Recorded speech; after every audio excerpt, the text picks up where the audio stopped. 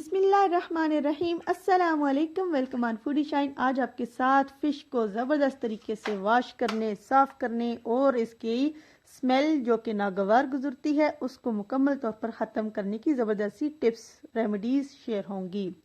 उसके लिए आपने करना ये है कि इन स्टेप्स को आपने फुल वॉच करना है और फॉलो करना है। हम ये फ़िश लाई बाज़ार से, इसकी कंडीशन इस तरह थी।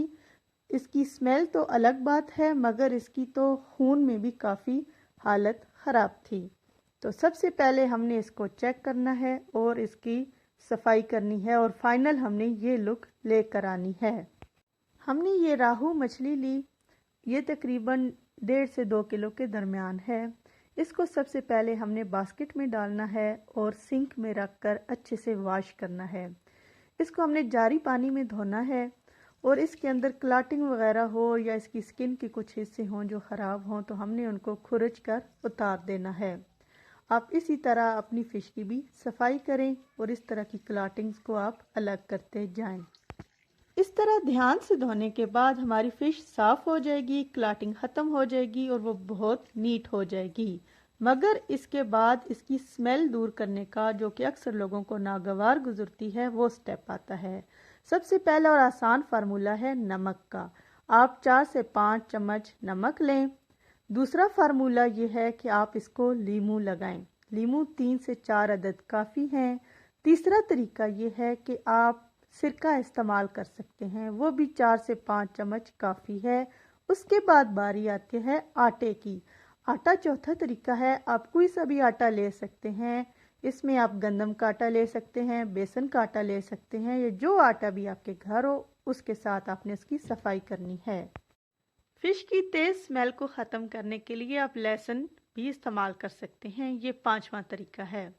लहसुन को आप पेस्ट बना लें और इसको आप मछली पर मलें और उसकी बू ख़त्म हो जाएगी। आप इसमें अजवाइन भी शामिल कर सकते हैं। 1 चाय का चम्मच लहसुन की एक गुत्थी में काफ़ी होगा।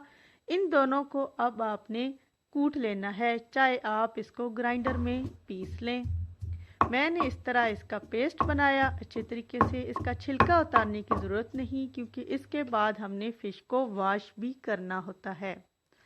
अब मेरा तरीका ये है, जो मैंने सुपर जाना वो ये है कि मैं ये अजवाइन और लहसुन का पेस्ट बनाती हूँ। उसमें 1 चम्मच नमक भी शामिल कर दिया, 1 चम्मच आटा भी शामिल कर दिया और इसके बाद मर्ज़ी है कि आप लीमू इस्तेमाल करें या सिरका, क्योंकि दोनों ही खटाई रखते हैं। मैंने लीमू लिया और इसका जूस मैंने इस पेस्ट में शामिल कर दिया। आपको इंशाल्लाह ये रेमेडी बहुत मदद देगी। तो अब आपसे रिक्वेस्ट है कि जब आप वीडियो वॉच कर रहे हैं, फूडी शाइन को मोटिवेट करने के लिए सब्सक्राइब का बटन भी प्रेस कर दें। जी, इस सब मिक्सचर को मैंने एक बड़े बाउल में इस तरह शामिल कर दिया। अब आपकी मर्ज़ी है कि चाहे आप इसको ड्राई कंडीशन में फ़िश पर मलें या पानी के साथ मिक्स कर दें। मैंने आधा जग पानी इसमें शामिल किया और सभी इंग्रेडिएंट्स को इसमें अच्छे से मिक्स करना शुरू कर दिया। फ़िश की तेज़ स्मेल ख़त्म करने के लिए ये मिक्सचर रेडी करने के बाद हमने वॉश और ड्रेन की हुई फ़िश ली और इसमें शामिल की। इसको हम चम्मच की मदद से मिक्स कर सकते हैं। अच्छी तरह मिक्स करें ताकि फ़िश के सभी पार्ट्स पर ये मिक्सचर अच्छी तरह लग जाए। अब हमने इसको रेस्ट देना है।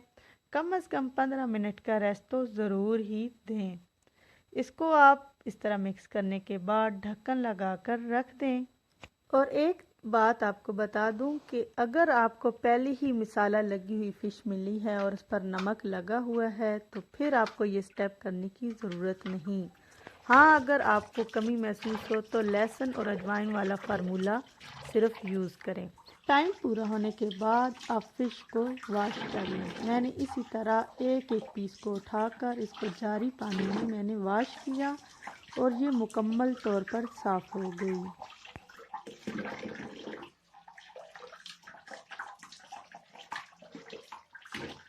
यहाँ आपने ध्यान रखना है कि फ़िश को मसाला के सभी आर्टिकल से अच्छी तरह क्लीन कर लेना है।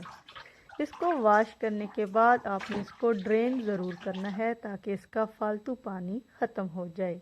आप देख सकते हैं फ़िश कितनी ज़बरदस्त साफ़ हो गई है। इसके लिए आपको मेरे ये 2 स्टेप्स ज़रूर फॉलो करने होंगे। फूडी शाइन को सब्सक्राइब करना होगा। अब आप इसकी पहले वाली और दूसरे वाली कंडीशन में फ़र्क खूब जान सकते हैं। अब आप इसका सूप बनाएं, सालन बनाएं या फ्राइड में कुछ भी बना लें। फूडी शाइन को सब्सक्राइब करना ना भूलें।